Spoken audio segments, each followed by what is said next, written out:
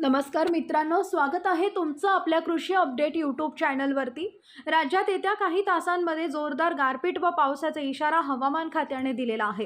कोणत्या परिसरामध्ये पावसाचा इशारा आहे पाहण्यापूर्वी आपल्या कृषी अपडेट यूट्यूब चॅनलला सबस्क्राइब करून शेजारील बेल आयकॉन प्रेस करा।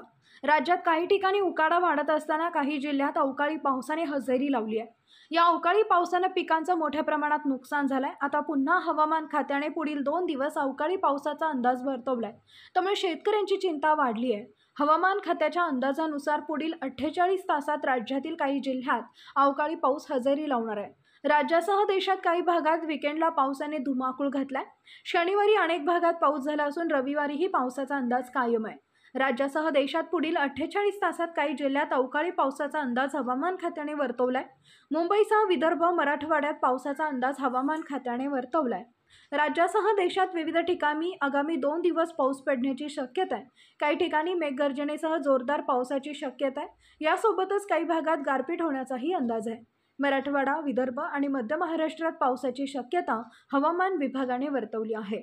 यापुढील हवामान अंदाज पाहण्यासाठी चॅनलला सबस्क्राइब करा।